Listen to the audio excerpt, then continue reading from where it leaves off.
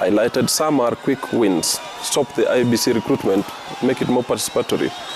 Cost of living issues, engage on subsidies that are practical. Make it more participatory. Do you want to tell us a bit more about that? What exactly would you like to see within the law? To me, it's very clear that Azimio need to nominate some of the commissioners in Kenya Kwanza, nominate some of the commissioners, and then they agree on a package of reforms, particularly integration of IT, particularly on how you reform working of IBC along the lines that the Supreme Court suggested, and build confidence in our systems that they can work and they can be sustained to work. Before I forget, and before I forget, yes, this is a process of recruitment of commissioners that is already ongoing. Yes, guided by the law. Yes, you try and change that path. Now someone moves to court, questions why. Don't. And you're shooting yourself in the foot. All these dictatorships in the world also have laws. All these countries that you see dictators emerging and ruling for 20, 30 years, they have laws. Law can be abused. We lawyers who draft laws, we know we act based on instructions of our clients. And sometimes laws are inconsistent with the ideals of society. So don't use the IBC. And are you then proposing for an abuse of the law yourself? No, I'm proposing for an engagement, a structured engagement on how this law can work for us better, particularly on IBC. It has to work for us. The law, it's not the other way around. We don't serve the law. The law serves us. So it's very important that we look at. We also don't serve the police. They serve us. And all these equipments they have, all this water, whatever they have, remember it's our taxes. So the police also needs to be professional. They don't have to chase everyone across the city the whole day pretending to be maintaining law and order when it is very clear that they're facilitating further protests in a city that is 60% or so informal settlements. How will you be able to control crowds in Kibra? They know that the routes more than you. So it's better police also become professional, handle crowds in a professional manner, agree with the protest. I know several people in Azimio who are very reasonable people, or Tiendea Molo and that group. You agree with these people in advance. Take them to Jacaranda. Let them address their supporters for 2-3 hours plus. And then we move on to other things. And let, in the Kenya Kwanza side, I specifically think that Mr. Wetangula is reasonable. I think Mr. Mudavadi is reasonable. I think there are also senior members of parliament there and senators who can talk to the president and tell him, okay, you may have won, but how are you going to govern? Can you just talk? Mr. Uhuru talked, Mr. Uhuru Kenyatta talked, Mr. Kibaki talked. Why is Kenya Kwanza so special? They don't want to talk, and we are having a country that's not functioning. For the whole day, this is a Monday. A whole day, people are glued on TV just, trying to, I don't know how to put it politely. And speaking of glued to the TV, I think Honorable Raila Odinga is addressing those. Okay, no, we'll come back to that a bit once we have that sound properly. Danvas, you've been trying to say something. Will I give you a chance to? Yeah, just a quick one before. You see, the legitimate concerns raised by Azimio in terms of cost of living that I can address. I'll use this analogy. I don't know what car you drive, Wahiga, but when you bang a Yui, as Americans will say, the time it takes for you bang a Yui in your car is very different than the time it takes for a fuel tanker, super tanker to turn around. I'll compare our country to a super tanker. We have challenges, we have issues. Everybody agrees. And I think we need to give this administration time for them to turn around things, okay? Because if you don't do that, you will not have a year or two later have the right to criticize me because the time you're trying to turn around, now they're trying to respond to you. Now, if this was 3 years later, and inflation is still high, the economy is going in a downturn, then you can say, you know what, yeah, we can protest. Because they have 3 years to fix the economy. But they are barely even forming the government, so to speak. So for me, on that context, on that specific issue, it's an issue of just giving enough time for them to do that. So for you don't have an issue with the demands, just the timing? No, some of them, see, I mean, I've been in situations where you mediate parties, okay? And whether you like it or not, because this is what we do, some of the demands are not, I don't want to say outrageous, but they're just not practical to fulfill, okay? Some are, some are not. So when you bring parties together, you have to agree, okay, where do we start? Let's start with the easier ones first, okay? Because there's certain things which are, for lack of a better word, non-negotiable. They just can't happen, okay? And people demand certain things so that they can get certain things. And that is just how mediation and conflict is done. Okay, so you have to differentiate what, I know certain things they're demanding, it's not going to happen, and it's just the reality. But certain things which they are raising, which will happen and should happen, and that you give that room. So just being realistic, Wahiga, there's certain things which are not going to happen. Yeah, so there's certain things which will happen. So you start with what is within the realm of possibilities, which is that addressing what affects every single Kenyan in this country, the high cost of living. And the question we should ask ourselves is the government doing what is? Has it started the U-turn? Have they started? The question is not whether we are 100% turned around. Is have they started? And if they have started, just give them time. Now, if they haven't started, then you can criticize. But the issue is, have they started? And now economists can argue back and forth on that issue. But I think it's only fair to give people who just time to see whether they can actually deliver what they've promised. One of the key concerns, and I saw you responding, is on the question of this, the process of getting new IBC commissioners. And for Dr. Komolo here, he felt, stop the recruitment. Let's go back to the drawing board, involve all political players. Let's have an IBC commission to be that is inclusive. The question of the law, however, comes into play. How do you start a process that's already ongoing as per the law? You cannot have your cake and eat it too, Aigar. Either we are with a country of rule of law or we're not. So there's two parts. I know the point he's trying to say, but the question is, I'm going to ask my good friend Wakili, is the current process legal as far as our laws are concerned? Have they followed both the spirit and letter of the law? Have they followed the law, the Constitution, as it's supposed to be? And if they have, that's just how it is. Now, we can argue you can change the law, but changing the process and ignoring the law, then we become lawless. The very thing that we are trying to avoid. Oega, this country has reconstituted IBC severally. IBC commissioners enjoy security of office tenure, but we've removed them on several occasions. We've also used the law just the other day to remove the Cherarafo. So don't use the law to justify political inactivity. You are abusing. I'm a lawyer, I've practiced law for many years. I know law is supposed to serve us. What is the purpose of that law if the country is demonstrating every day? What purpose does it serve this country if we can't get basic things, cost of living and things like that? Will you say, okay, Kenya has a constitution so people don't talk? This, I don't know how to put it. Let's not have an exclusive discussion. Let's appreciate that we are in a context, a polarized country. And that country needs a dialogue. That dialogue must be facilitated. And the commissioner here said they were already doing some shuttle diplomacy over the weekend. Does the law anticipate shuttle diplomacy? But they were still having them. That means they appreciate the context. That it's very important that we mediate. We have the political forces talk. And they talk in the interest of the country. And so important that political activity be sustained along those talks. So I see this protest 100% as a call for dialogue. They're basically trying to raise their hand. You need to be heard. So it's Kenya Costa's side decision to choose to want to hear them, or they paralyze the economy. And you can tell, today is not a public holiday. Public holiday has to be declared and gazetted. But people are not working. So will you say the law was not followed to have as we think about the law and whether it was followed or not, let's listen in. Ati baba ndiye alishinda. Amefuta kazi. Sawa. Tumesema Cherera na wenzake must come back. Sawa. Tano. Na mwisho tumesema fungua saba. Fungua saba. Fungua saba. Ukweli julikane. Wangapi mnaunga mkono? Mnaunga mkono? Halo? Halo? Sasa wacha nimpatie bwana Kajwang asalimu nyinyi. Ruaraka fire! Ruaraka fire! Huruma grounds. Okay. Wakileta nyoko tuko na nyoko!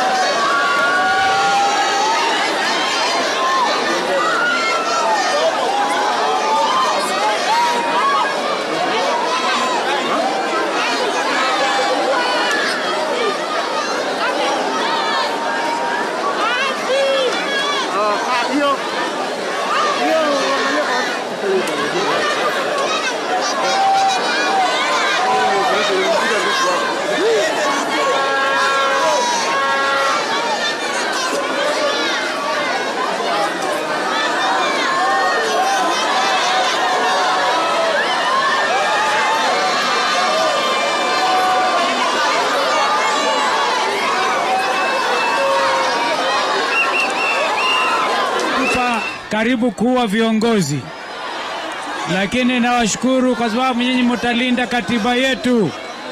Wangapi tayari kulinda katiba yetu? Yo. Asanteni. Karibu watuumize, lakini Mungu ni mwema. Thank you. Bwana Wanyakora.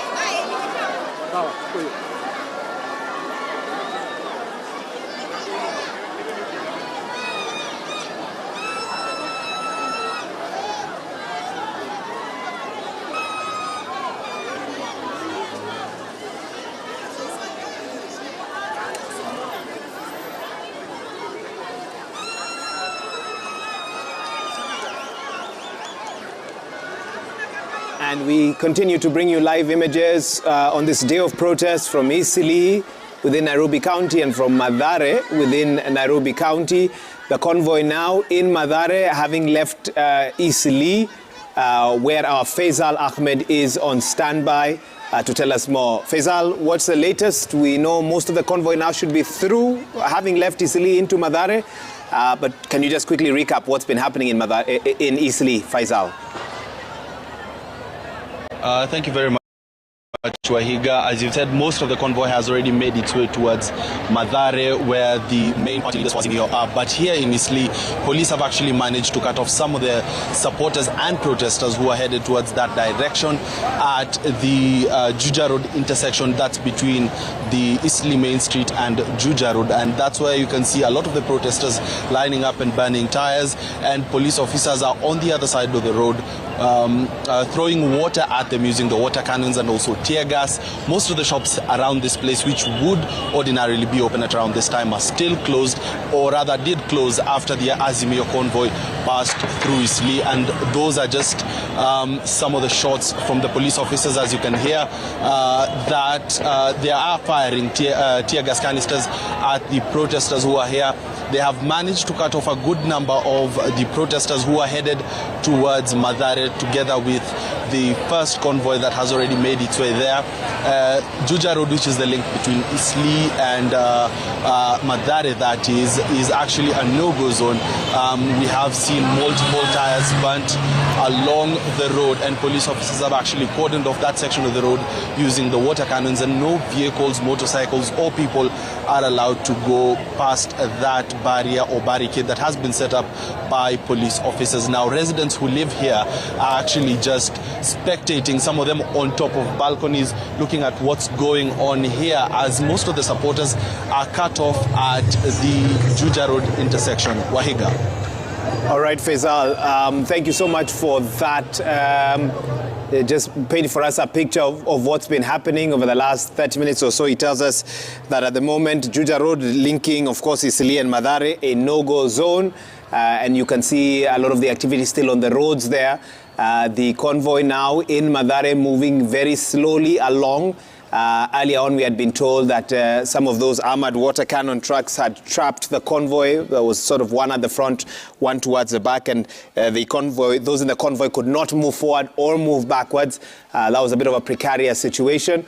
But right now, there has been movement. The convoy has left Eastleigh, but of course, the impact of what happened there is still very clear. You can see residents of Eastleigh still on the roads, still trying to make sense of everything there, even as residents of Mathare now the ones witnessing the movement of the convoy through those roads there, with the final destination still remaining unclear. Of course, in terms of what's been happening or any casualties, anyone injured or so forth, we'll have any updates a bit later on. But we do know that there was running battles even here between police and protesters. The police are hurling tear gas into the crowds, and those armored water cannon trucks spraying high-pressure water jet systems into the crowds. And we did see the protesters responding with crude weapons and stones, mainly stones, is at least what we've seen, throwing them to the police to clear the way so that the motorcade can continue moving. The Azimio leaders there, from time to time, will issue small, short, impromptu statements to those present, announcing who they are with in terms of leaders there, and then stating that this march is unstoppable. It will happen every Monday until the cost of living comes down, until electoral justice concerns are addressed. Those are some of the demands that have been made, even as we continue to listen in and to follow what's been happening. And Dr. Komolo, something interesting before I allow Stephen Obiro to come in. Section 5 of the Public Order Act stipulates some of the nitty-gritties around public meetings and processions. Those must be held in accordance with provisions of this section. That involves notifying the regulating officer at least 3 days, but no more than 14 days before the proposed date of a meeting. And the proposed date of the meeting or procession and the time shall be between 6 o'clock in the morning and 6 o'clock in the afternoon. We are now 7 minutes past 5 p.m. And so there's another 53 minutes left of this procession if the Public Order Act is to be followed. Waiga, there are several laws in this country I don't want to talk about. We passed the Constitution in 2010 that expanded significantly civil liberties. We have so many laws from 1950s that the colonizers used to frustrate Mau Mau, and subsequent regimes have used to stifle dissent, including growth of opposition parties. Don't you have concerns about a protest going beyond 6 p.m. from a logical perspective, if we had whether historical or not? If we had a professional police service, whatever is happening now should not have happened. They should have long consulted with the leadership of Azimio, agreed on the venue, agreed on the chain of events, and provided with security. Part of the police job is to provide security, not to attack demonstrators, particularly if you're using their money. Because they're using our taxes to attack us. And then you expect somebody who has not worked the whole day to go home at 6 because there's some colonial law here in Kenya. So these are some of the conversations we should be having as part of the reform package that both Azimio and Kenya Kwanza need to talk about. Which are these colonial laws that we need to do away with, because they're not practical. Look, there are so many people who meet here in Kenya, including, by the way, in social joints, well past midnight. But the law has been existing all along. There's no point of emphasizing this. And before I forget, I'm concerned, particularly by the institution of the church in Kenya. They are the ones who should have, at the very least, mediated this process, of course including trade union and the commissions like NCIC. The problem here is that they have been so partisan that nobody trusts them. So in the process, you can't have somebody like the head of Anglican Church pretending to mediate between Kenya Kwanza and Azimio, because the institution of the church that we were used to, that helped us to become a multi-party democracy, is long but gone. That is why I'm pleading with sober minds in Kenya Kwanza. And I specifically talked to Mr. Mudavadi. Sober minds in Azimio, and I know quite a number of them. Please talk to your principals and let these guys come together and talk. I know these rallies won't end until we have a structured dialogue that is leading to at least minimum reforms. And the mere fact that Azimio can sustain it and they can sustain these rallies across the country is good enough reason for the government to fear. When you spoke about the church, Danvers Makori sat up. He has some biblical theology background. Oh yes, I didn't know he's a pastor. But I know he's a good. And you also address trade unions, so I want to hear from both of them. I don't know who will go first. He'll go first and I'll follow. Okay, go ahead, Banobiro. Let me go first. And first, let me start by stating that the Federation of Kenya Employers, for the 64 years we have been in existence, we have remained apolitical.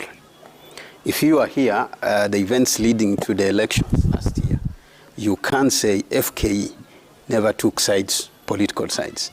We stood with issues, and so we know that in any dialogue to happen, even what we're saying, there should be no, whoever that mediates, you should not take political sides. And you can see the conversation, there is political sides. But what are the issues? So we should focus on the issues.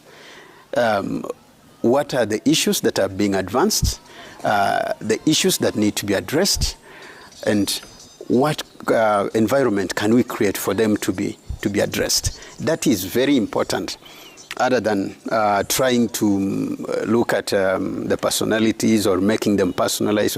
And this is what I want to say. We have a challenge in the country, and we should not behave like the proverbial ostrich, digging our head in the sand and assuming that there is no challenge.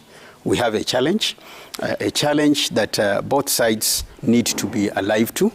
There are issues that have been raised from both sides. All the sides have issues. There are sides that say we cannot have a dialogue for their reasons. There are issues that the sides that say they can have. We need to have a dialogue. They have raised their reasons. But in the labor sector, what we know is that you don't personalize issues. We can have a strike, and on one hand, the Secretary General is striking and highlight the issues, and after that we'll sit with the MD and are chatting, and or even with the trade union and the employers representative, because we understand that if we don't create that environment where we can continue to engage, we cannot get a solution. And this is what we are appealing to our leaders. We are appealing to the government. We are appealing to the leader of Azimio. They need to have the courage and I still maintain a courage, because they need to have the will and the courage to face the issues and acknowledge we have challenges and work out. They may not have the solutions to the issues. They may not have today a solution to the cost of living, a high cost of living. We may not have today a solution to the IBC nomination of appointment of the commissioners. They may not have a solution even to the opening of the server. That solution might not be there. But there is one solution they have. They have a solution of where they can agree on a framework on how these issues are going to be addressed, and then put together their foot soldiers, their technical teams and whatever, to work within that framework and come up with a solution with a time frame they themselves will agree on. That way, we'll have a peaceful business environment for the businesses to operate. People will go to work, and our country will continue to move forward. And as we said, we then continue to be the hope not only for the region but even for Africa. Our politics are actually hope for many countries in Africa. The way we will see that we have this challenge, many countries look at us and say, wow, you can have elections, presidential elections are nullified and still continue as a country. That's a plus for us. We've come a long way. We have wins that we've made. We have had missteps also on the way, but we still have the opportunity to move this country forward and even address the issues we face. There is no issue that is insurmountable. There is no issue that is impossible for us to address if we have the courage and the will to sit together and start looking at the issues and remove the personalization of them.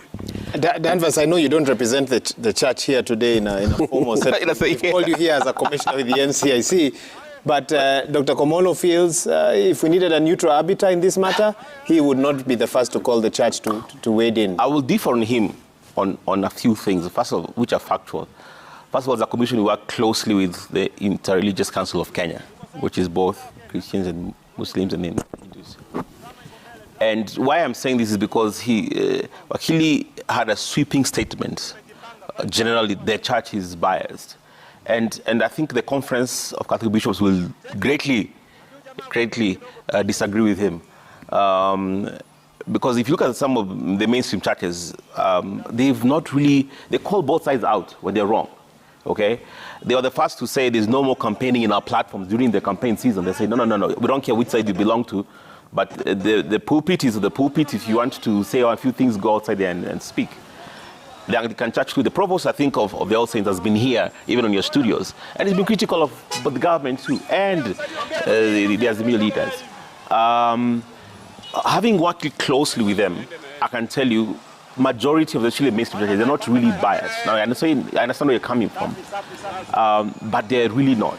Now, let me say this way, you're not aware, Wakili, but I can tell you also, this, towards the end of last week, actually a few weeks ago, and even towards the end of last week, there was an intensity in the background, in the behind-the-scenes dialogue, and the church was spearheading that, Wahiga. Mm-hmm. Yeah, the church leaders were critical. When I say there was a lot of dialogue happening this weekend, apart from the international community, even the church leaders were involved. It's only that they can't come and triumph what we've been saying, because that's part of shuttle diplomacy, behind the scenes negotiation. But they have been actually involved. So I'm not here to defend them. I'm just here to put clarity into the sweeping generalization my good Wakili has said. I can defend myself. It is not. You can't blame the entire church. No. Now, because also, I mean, I know what you're coming from, but it's not an accurate picture of that. Because if they were not trusted, believe me, the behind the scenes negotiations and dialogue will not have been proceeded anywhere if they were not trusted. They aren't going on, and they have been arbiters. They work. I know what happened, and I know the perception, but they've worked closely and strongly with both sides, and to bring peace during the election, after election, and even now they're still involved. Why are we here then? So defend your position. Why are we here then if the church, particularly its leadership, has been mediating? If our institutions like NCIC have been working because they are in charge of facilitating peace, if trade unions have been involved actively, why have we shut the country down today? That's enough to tell you that whatever mechanisms have been deployed so far are ineffective. I am not here to accuse or defend the church. I think the Kenyan public and the audience are smart enough to know position that different church leaders have taken in this country. What I am stating is that the church that we used to have, that will hold the government and opposition to account, that had a moral standing to advocate for multi-party democracy and rule of law, it's long gone. It's long gone, it's obvious. I mean, we even reached a point where church leaders nowadays apply for state jobs. My friend, people are in this country, they can see these things. So no point. The institution that he leads is led by a reverend. So you continue to throw barbs at Danvas Makori, who himself is also a trained theologian. Yes. Even ESCC, the other day, you saw the appointments. And I'm not here to accuse individuals. What's wrong with that? What I'm trying to say is that Kenya is fast losing that third, fourth moral force to help us talk when we start fighting like we are fighting now. And that's why we have to come here and call bluff of both Azimio and Kenya Kwanza and tell them, you owe us a duty to talk. We have to tell the president, you owe us a duty to talk to the opposition.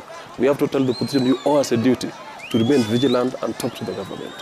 So if these talks are to happen from where you sit, because you've been very categorical on them from the very beginning, what are the fundamentals? What basis? What structure would these talks look like? So clear. We've had political talks here before. They have to be structured and focus on specific issues. There are specific governance issues. One of them is this IBC thing. Are they agreed on by both sides, or it's only one side? They don't have to agree. The president and Mr. Odinga don't have to agree. It is in the interest of the country that we have IBC reformed. We have systems in elections. And I've said here on your show, Waihiga, that there's bigger countries that conduct elections that have 10 times voters, registered voters compared to Kenya. And that do it within a week. You know results within 24 hours. This technology exists. It exists even here in Kenya. We just have bad manners. We don't want to follow it. You see? So they have to talk. We have to reform IBC. We have to reform the police force. And I've been a victim of police brutality in this country. I don't want to talk more about that here. We have to make police force become professional, less corrupt. And I know what I'm talking about as a lawyer who practices daily. And we have to call political forces, particularly younger MPs, to order, to appreciate that there are sensitivities in this country that they cannot just keep abusing people. When you see former Chief Justice David Maraga moving around the country with a task force looking into police welfare and other matters, don't you feel that will eventually contribute to the professionalism that you're crying for today? Or do you want to see more? I respect Mr. Maraga a lot, and several members of his team are also my friends or acquaintances. My worry is that they're going to recommend serious reforms, but there's no money to pay. For the simple reason that even today, tax generator is not there. People are not working. So you can talk of so many colorful reforms on paper, but if you don't tell people off and tell them, you have to do things A, B, C, D in the right way, make institutions independent to work, then you're wasting time. So I'm not saying police welfare should not be taken care of, but how will you fund it? And this is not the first task force anyway on public service reforms in Kenya. So, look, I don't know how to put this, but these two forces have to talk in the interest of the country, and it has to be structured around reforms. And of course, cost of living issues, we know there are international dimensions. We know that.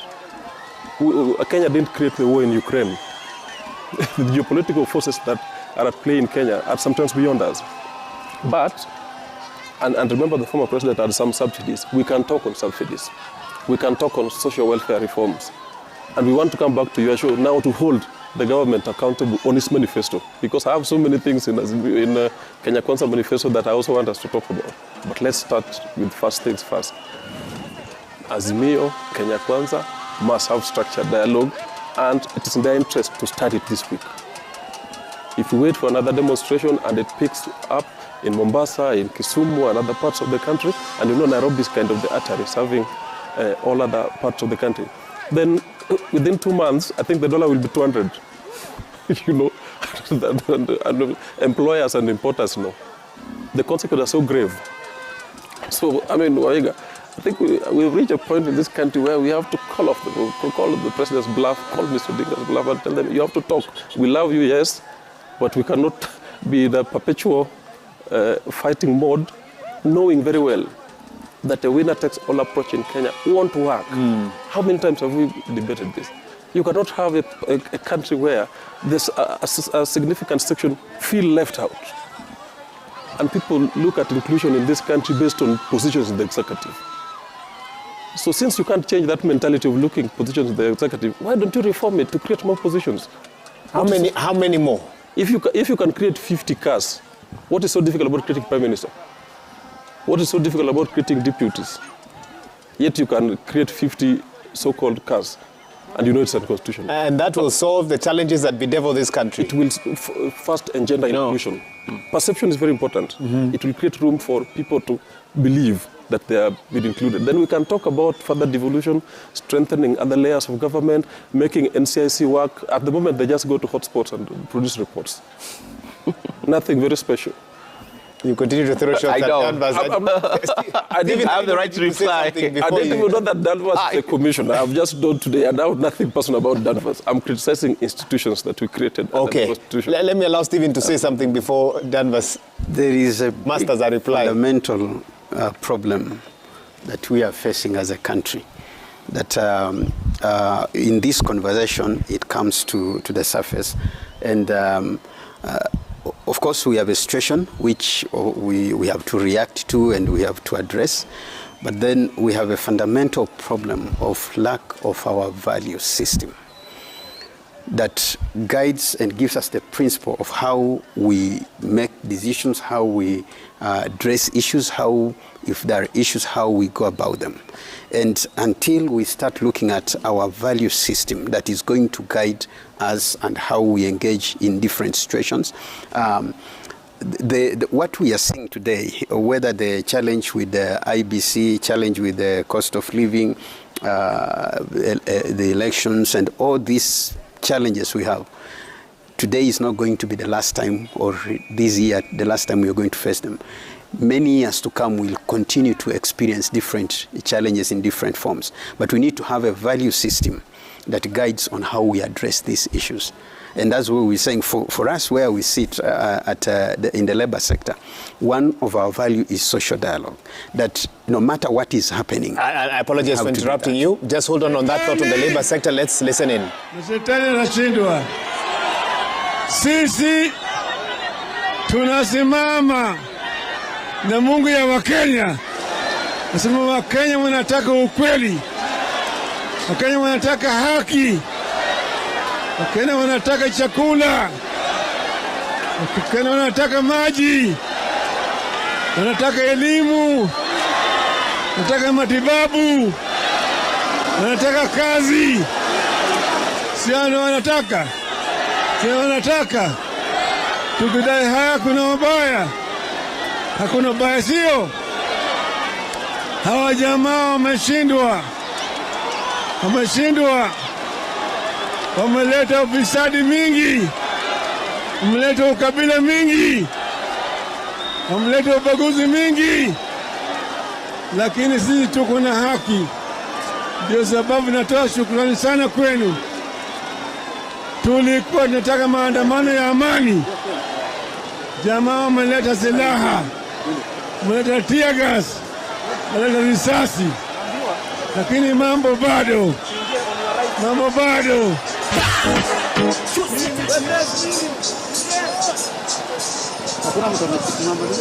Hakuna mtu. Kionjo sio? Si leo ni kionjo.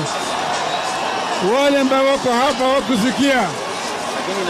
Hapo nyuma tuko na mama Martha Wangari Karua.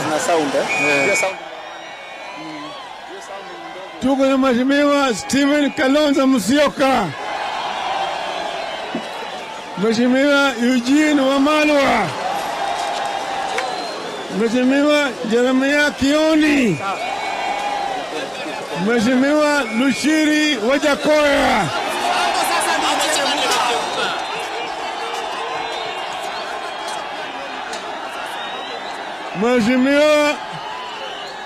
Mheshimiwa James Orengo. Mheshimiwa Gladys Wanga. Mheshimiwa Lilian Gogo. Mheshimiwa Babu Owino.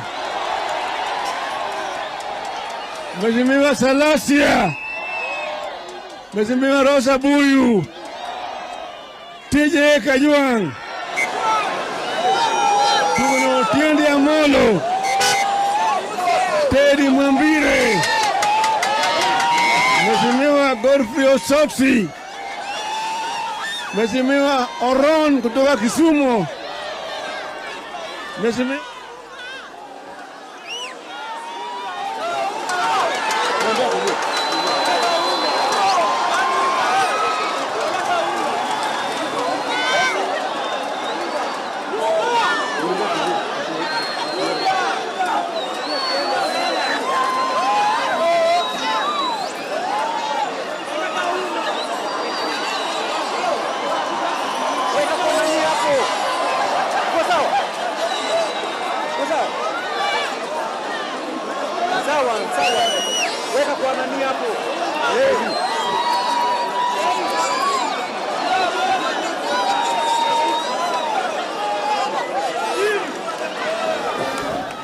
All right, so the situation now in Mathare, the convoy, Azimio convoy at a standstill.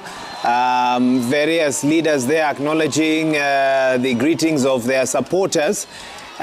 We've had a few words there from Azimio leader Raila Odinga stating that, some of the, in a characteristic manner in which he has been making these addresses, stating that the movement is unstoppable, the cost of living must come down, electoral injustices must be addressed, and also acknowledging the presence of various leaders that are gathered here as part of this motorcade today.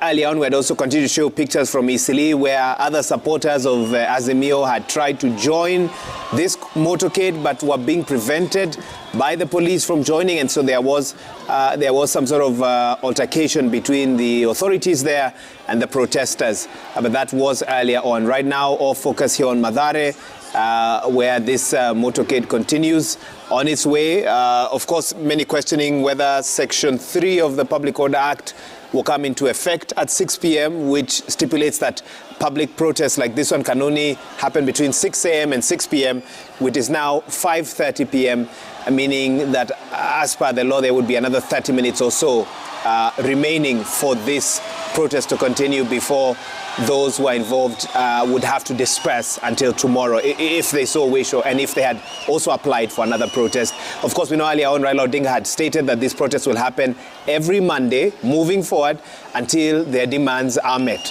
And right now, what I can also confirm is there is a tweet that has been posted on the official page of President William Ruto, and this tweet states, and I quote, "We acknowledge the supremacy of the Constitution and submit to the letter of the law. Nothing extra-legal will be part of what we do as a nation." This is posted on the official handle of President William Ruto. This posted with pictures of the swearing in of the new Solicitor General, Shadrach Mose. He stated, the President stated, and I quote, "We acknowledge the supremacy of the Constitution and submit to the letter of the law. Nothing extra-legal will be part of what we do as a nation." Danvers, I'm sure you'll want to say something about that, but I believe we were just hearing from Stephen Obiro briefly on trade unions and what more they can do to intervene in a situation like this. Yes, from what we've learned as trade unions and as the Employers Federation, is that even when you disagree, even when you don't have a solution to the challenge that is facing you, you have an obligation to sit down and agree on a framework on how you are going to search for that solution that you all seek, and come up with a win-win solution that is going to be acceptable to the all parties that are involved. And that is very important for us as a country. Now, we as a country, we need to have a value system that we uphold, that is going to guide us on how we move and how we deal with the challenges.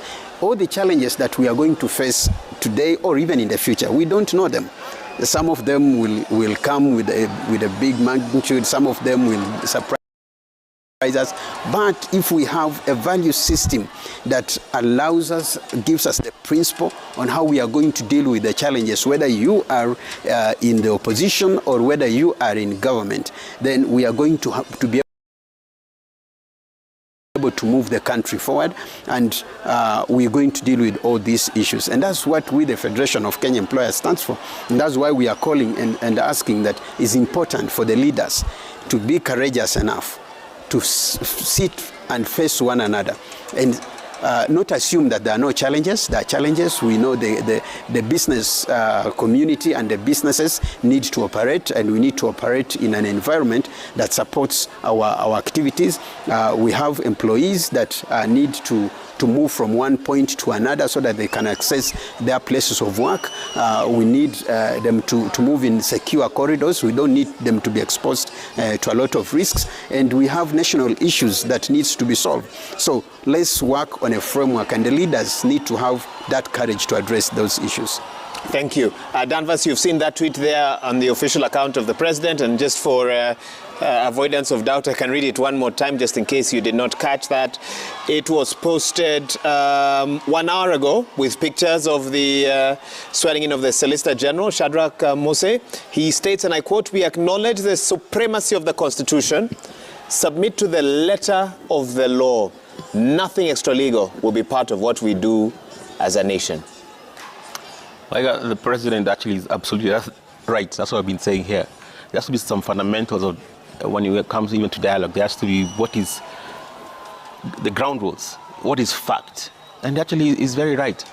And why I'm saying that is because, and I think where it's coming from, if you're a historian, if you're military historian, where you got every general who has picked the theater of war or the field actually wins. Now, what he's saying, he'll not negotiate, he's not going to engage at this level. Basically, he's saying, listen, we have a constitution, we have a law, let's engage on that place, from that place. And it's so important. Where you depart is so critical. I know I was saying that. Because if he comes to this level, he can't win in this level. You see, if the president comes to this level and negotiates at this place, at this level, I mean, he's lost it. He's the head of the state. So he's right. He said, listen, if you want to negotiate, if you want anything, we have rules, regulations, our constitution. Let's not forget that. He's a president, and he has to negotiate from the perspective. If he comes to this level, I guarantee he's lost. So what does the future look like when 2 hours ago, Azimio leader Raila Odinga states we will have protests every Monday, and then an hour later the president states nothing extra-legal will be part of what we do as a nation? Are you telling us, Danvas, that if we're to read those two statements correctly, we may have some very difficult Mondays moving forward? No, actually it's the opposite. I see the opposite. Why? Because he's not saying he's not going to talk. He's just saying, listen, that's just for the law. We talk as per the law. Yeah, come on. You know, you cannot intimidate, blackmail somebody to talk to you. I cannot negotiate with a gun on my head, Wahiga. So he's saying, listen, guys, actually, what he's saying is, like, listen, I'm willing, but it has to be the right way, and the right place. Let me finish by saying this, and where he's coming from. You see, we have to be very careful. I know what Wakili is saying, but we have to be very careful not to change laws on political expediency. Because this president in Bomas, a while back, if you remember that clip, it was about if the shoe fits and it turns the other way, you'll be able to suffer. And he was against the reforms then, which will have given him more power, so to speak. So we have to be careful not to change laws for political expediency. We change laws, strategically speaking, because they need to, not because somebody wants them to, so to speak. Okay, I can actually refer you to the tweet first, in case you missed it, or if we acknowledge the supremacy of the Constitution, submit to the letter of the law, nothing extra legal will be part of what we do as a nation. You can jump in, Dr. Kamolo. Nobody wants to do anything extra legal. To me, the two sides are still talking at each other, as opposed to talking to each other. They are still not in the mood to have dialogue. And here we are being told that there's some shuttle diplomacy. Nobody wants to do anything extra legal. Demonstration is extra legal. The president also has a right to work in office because he was sworn in. Nobody wants to remove him from office. But we are in a situation where there's we are first going into a kind of a stalemate. So they have to talk. And how do they talk? They have to create those structures. I said here that law exists to serve man, not man to serve law. So anything you view extra legal can actually be legalized if it works for Kenya. That's why we amended the constitution anyway. We first amended, and then overhauled it because it wasn't working for us. Including the law you are talking about of 6 a.m. to 6 p.m. You can Dr. Komolo, don't we then set up a pattern where every runners-up in an election, depending on their capacity, will then force the winner to a discussion table within the law? Of course, nothing that they're doing is illegal. And so it's very hard then for a regime to settle in and govern without having to first deal with, you have to walk and chew gum. Govern, chew gum, deal with the opposition and do a... Well, that's part of maturing democracy. I think an agreement with it is not necessarily the case that losers or perceived losers will always demand. But we are in a stage where our institutions are not mature enough to mediate a peaceful democratic election, one that is perceived to be free and fair. Remember, the president holds the position that he won, that it is right. Remember, Azimio holds the position that they were rigged out, opened the server and all that. That means the systems are not working. Because all that IBC needs to tell us is that we did the selection in this manner, these are the results, this is the server. Listen to me first. In Brazil the other day, Bolsonaro alleged that he was rigged out. The equivalent of their IBC, and the contractor they had contracted to help them, including by in the US, opened what they call the servers, went to court, and these people were actually fined for defaming the equivalent of the IBC. This has happened in the US the other day. Our IBC tells us, okay, there are intellectual property issues here, we can't open. Or it is in the Netherlands, we can't open, and we are paying them. Don't you see that as mediocrity? Didn't they say this time that they did open the servers? They said they cannot open, and this was in the Supreme Court, because there are intellectual property issues, so they will give what is called read-only access. Any IT expert you talk to will tell you that's a very deceptive way to try to be transparent for a public body. So, and I agree with my friend here from FKE, we have value systems for sure, but we've accepted mediocrity in this country for too long. And we need to call these institutions to their bluff, and it's very important that we hold them to account. And I keep saying this, the president needs to be a gentleman. He needs to have a conversation. He won't be able to run this country if the opposition continues the way they do. You may want to say extra-legal, but this today is a public holiday, and it was not gazetted. That's enough to tell you these people have support. Yeah. So you may want to say, okay, I'm in office legally and whatever, but the country is a stalemate. So what do you do? Do you want to be a president who supervises maandamano kila siku? Don't do that. Let me also do some very important comparison. I was in South Africa the other day, and I know Malema is more combative than Azimio people. They are demonstrating today. Police are facilitating them. Images from Nigeria, bigger maandamano than this. No violence. Police are facilitating them. The same happening in Tunisia. And I think even the French people are going to demonstrate later in the evening. They have staggered there in a manner that the society still works. What is so special about Kenya that we cannot have a structured dialogue around how protests are happening so that we don't close the country on a Monday? And then leaders still chest stamp, telling us, oh, we extra legal, or we have the right to maandamano and things like that. I mean, who are they serving? They should be serving us, not the other way around. So they must listen. And somebody has just indicated to me that Governor Sakaja is one of the sober people in that team. You can see how he has managed to bring the team in Nairobi, including embracing the opposition, because he understands you can't govern Nairobi through chest stamping that you won elections.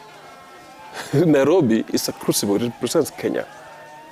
So if Governor Sakaja is smart enough and has been able, I know he's under attack from his party, but he's been able to bring a team and they're working together, including with ODM officials, including Rosemary Kariuki and all that.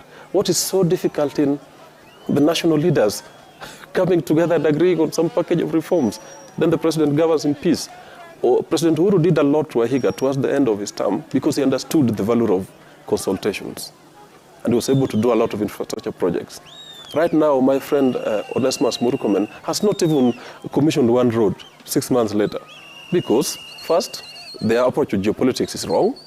We can discuss that on another day. Two, because he won't even have money to pay contractors because people are demonstrating. So you're going to have a very brilliant man after 5 years has done nothing in the roads ministry. He says he picked up a ministry with so many pending bills. That's not the only ministry with pending bills. Those are one of the concerns that he has, not the ones you have stated. No, but remember, that is why you need smart people in government. There are very many ways of funding infrastructure projects. I personally teach public-private partnership, so I know there are many people willing to bring in money through a structured and transparent way, and where they are guaranteed of their returns, to help us build infrastructure in this country and many other regional infrastructure projects. So it's not entirely about tax, but you need tax to guarantee some things. Let me allow Danvers. Bring smart people in government, man. Let me allow Danvers to respond. He had wanted to. And Steve, I still see you there. I'll come to you shortly. You know, I think Wakili, and I'm glad he brought it out himself, and that's why I need to respond and understand the concerns. But just recently, and you can see it playing out very well in Fox News and also in the US, Donald Trump, January 6th, led a mob and incited them to an insurrection and they stormed the Capitol on claims that the election was stolen. It is actually coming very clear. He knew it was not, but he was using that. Fox News anchors, the mouthpiece of the GOP, was very clear. They knew it in the position that you've seen, clearly. They knew it is not true. They knew that's preposterous. They cannot even come close to. But guess what? Guess what happened? They knew what they are saying is not true, but they kept on saying it until people believed it. So just because you claim something, even the Brazilian case, just because you claim something does not mean it's true. Wahiga, I'm going to say this for the nth time. We've gone through the process. The Supreme Court examined every accusation that came through, and that server was open. And we're here and they ruled after examining everything. The majority who overthrew the last election, majority was still in the seat. They actually did overthrow the last election, said, well, this time, actually, it is fine. So we just get, whether you voted for them or not, just agree to that fact. So that's why I was saying, we just can't cherry pick what you want and what you don't want. The same way he's saying that people should put country first. I think on both sides, you put country first. At the end of the day, we will have, I think, a better outcome of results that we see. But we have to respect the rule of law, what is currently now and what is true, and then negotiate from that. You cannot just dismiss certain facts, hoping to cajole or to set emotion. Just accept that this is the fact and address issues that can be addressed. Thank you. And just to let our viewers know that back in September 2022, I believe that was, Smartmatic, the supplier of voting technology to the Elections Agency, did decline to open the national NTC servers, citing security issues. Danvers, just to state that to you. What we've seen now is an attempt by the Azimio motorcade, I think it was to join Thika Road, I believe. Yes, just adjacent to one of the government training institutions. But the tear gas has been lobbed towards the front. And so I think there is an attempt to block the motorcade from accessing Thika Road. And so right now it's an uncertain moment. You can see, there's a bit of jitteriness amongst the supporters. They're not sure now if they'll be able to move forward or if they'll be repulsed back into Mathare, where they've been for the better part of the last 30, 40 minutes or so after coming from Isili. Within Mathare, the Azimio leaders addressed and had a short session of public addresses. But right now you can see supporters running back away from the tear gas, back towards Mathare, or basically fleeing from the pungent smell of the tear gas and, of course, the effect that it has on you. The motorcade is still somehow moving forward. But let's get more now from our Chemutai Goin, who's closely following this on location. And yes, we can see more tear gas has actually been lobbed. This is changing as we speak. Chemutai, I trust you can hear me. Okay, tell us what the intention is, if you have a sense of that, and what you're seeing from where you are. Wahiga, we were just getting through that route of the Kenya School of Monetary Studies onto Thika Road. And previously, before that, there were two rival groups that had clashed, and there were a lot of storms that were pelted. So coming into Thika Road, police are dispersing the crowd because there were quite a number that had gathered. but they've dispersed, but the crowd is remaining adamant actually and just walking by the side of the road and appearing to escort the convoy once again. So there's a lot of still tear gas just along the way, the whole way through. But now the convoy is now on Thika Road. We still don't know whether the plan is for them to head to town or and for them to head towards any other place. And Wahiga, you had spoken about the fact that the Public Order Act requires that any gathering end by 6 p.m. and it's literally maybe about 12 minutes or so, about 22 minutes or so to it. So we want to see what the entire plan is, but we are not departing from the convoy, just trying to ensure that we can give as much coverage as we can to know what the next course of action is. But like you said, from all the speeches that have been made by Azimio leader Raila Odinga and even by the fellow leaders within the Azimio family, is that this will be a Monday thing, that until their demands are met, that what they have been talking about in all their meetings are addressed, then this will be the new norm. Waiting to see, of course, what then would be the reaction from the other side of the government. Chemutai, the motorcade now joined the Thika Road highway. From here, it's they'll be getting to Pangani, and then a couple of options there. Is that a way to get into the CBD? Will they get to Ayakiwe and move in another direction if they're not allowed to access the CBD? As would be a repeat of what we saw earlier when there was a police truck blocking the road there just outside Serena. I think we may now know the true intentions of the convoy here in terms of the thinkers behind, sort of where all this would end shortly. I think, Wahiga, you're right. Once we head towards Pangani, or if that's the route they will take, then we would be able to give further information, because there are many options. They could go down to Globe Cinema. They don't know whether they could use Forest Road so that to also approach Globe Cinema from that bit.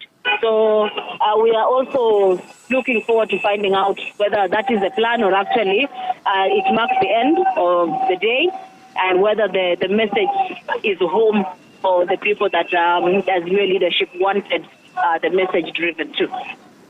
And Chemutai, I know you're trying to gather as much information on the move. You still haven't gotten a sense of whether the protest would end at 6 p.m. as per Section 3 of the Public Order Act. You're also just like us waiting to see if that is the case. Yes, I think that's what we'll be waiting to know, because I must say that when we had that final stop at Mathare, you could realize that maybe police exercised some sort of restraint, and that is where the speeches that were issued or given by the leadership took much longer, as opposed to the others where it was literally touch and go. As soon as they start speaking and one person has spoken, then tear gas is locked.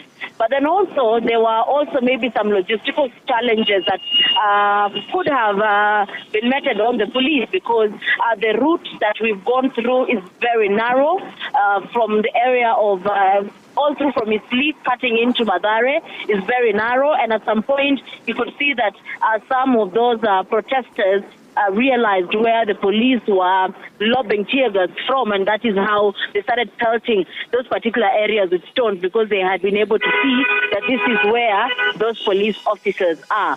So I think it was also strategic for the police to maybe keep off that whole stretch of Mathare, because it is a very, very narrow route, and anything could have happened. But now I think there are smaller groups of gatherings in different areas.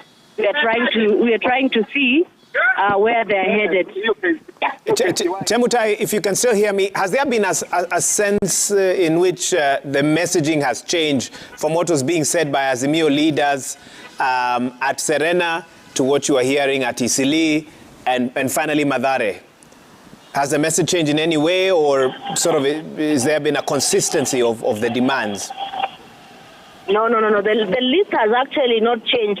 Even prior, before Serena, for the briefings that have been there, for the public, when they've been holding these public engagements in different parts of the country, the message that you've seen being read half the time by Azimio leader Raila Odinga on the resolutions of Azimio, cutting across different, the issue of course, cost of living, electoral justice.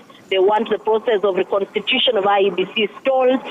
They claim that the new administration is imposing an ethics-driven public service. There's a whole chain of list of issues, the issue of jobs. There's a whole list of that has been listed. And even today, and especially in the last rally that we just had, that is what we also saw. It was a summarized list of all the grievances that have been presented by Azimio over time. It's just that outside Serena, Raila Odinga was unable to prosecute his speech because the police lobbed tear gas. Chemutai, thank you so much. I guess the moment of reckoning is near. Soon we'll know if the motorcade will attempt to enter the CBD, as had been the original intention, at about 2 p.m. Remember, earlier on we had been informed that a press briefing would take place by Azimio leaders at or outside the Serena Hotel, and thereafter they would proceed to KICC for convergence by the leadership of Azimio, others who had KICC waiting for them. Remember, the original brief from the Azimio leader, Raila Odinga, had been, we start off from KICC at 6 a.m., but that changed within the course of the day. What we know is that there have been attempts for the motorcade to make its way to the Nairobi CBD, but the police always on standby to block. We know there had been even a police truck just outside Serena, not allowing or blocking the way to the central business district. And if that will be the case right now, time will tell. With the leaders being very tight-lipped on their next movements, our teams trying to find out more about what the end game is here for the day, and that information has not been forthcoming. Let's give some evidence.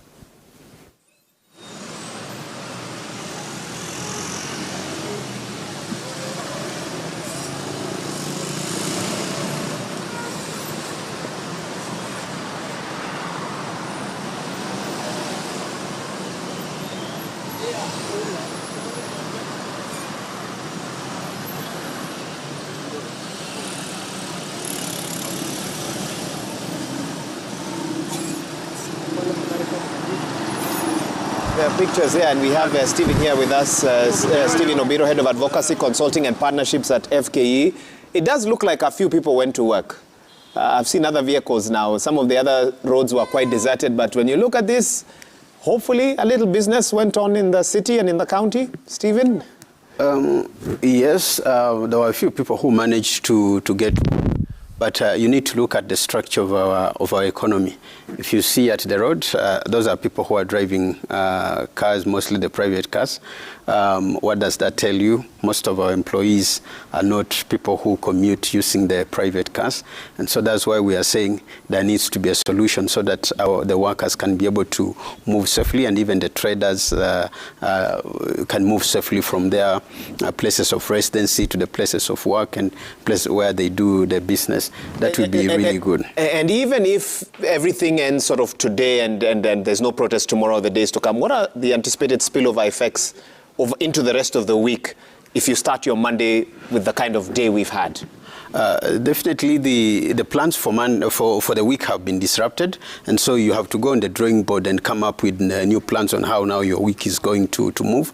At the same time, you be trying to recover what is already lost, because there are costs that are of course you've incurred, whether you closed that business, whether somebody was there or not. There are costs that you incurred, there are salaries that you have to pay even for that day that you are not producing. And so it is very important that we have the government and the leader of Azimio agreeing on a framework that will ensure that we don't get to there again. And not only just to react on what has happened, but even in the future, because challenges will continue to be there in this country. And we need to ensure that the few jobs that we have, if you look at the structure of employment in Kenya, only 16% of our employment or thereabout is in the formal sector. People who are employed on the formal modern wages. We need to protect the few that we have so that then we do not exacerbate the situation, the challenge that we have of unemployment. A business that loses its operations or its productive capacity for one day, the impact of that can cripple that business. Because if you are a business that you're running on credit and you have a loan to pay and you have these other costs to meet, any disruptions can cripple that business and make it not to return to work.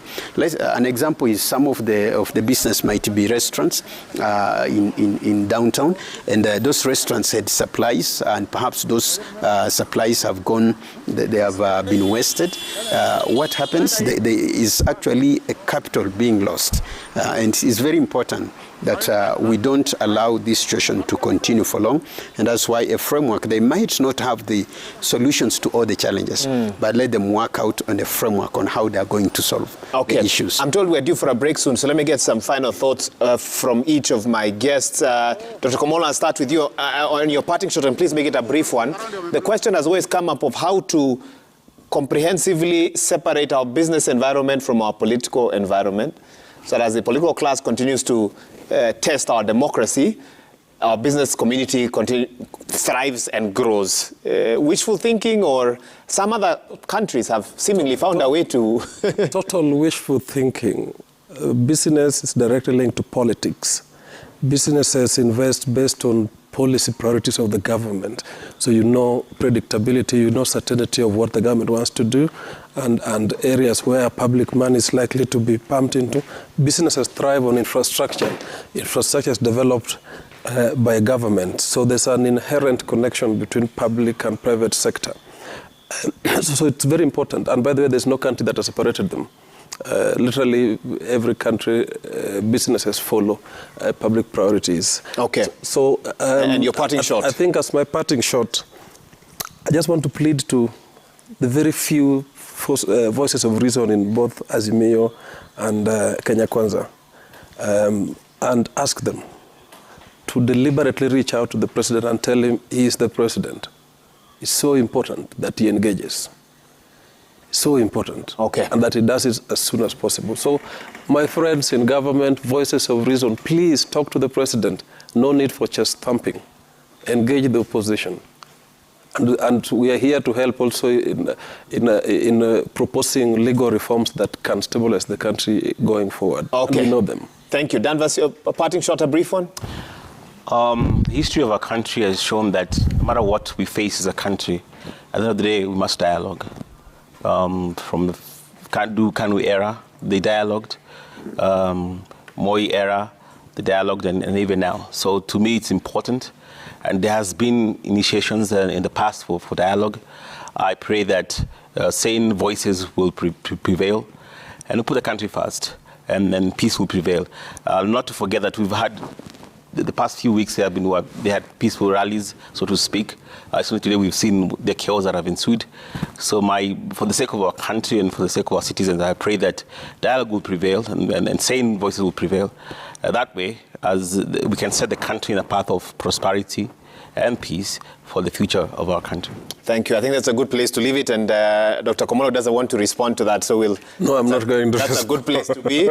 And Stephen, I think I also gave you a good chance for a final word. We've had Dr. Eric Komolo, he's an advocate of the High Court.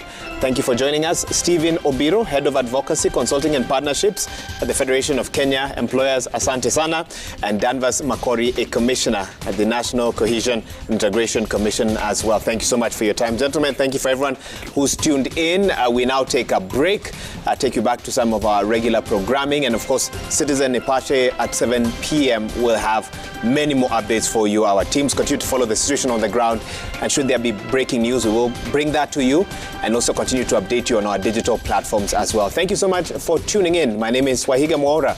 We'll see you soon. Goodbye for now.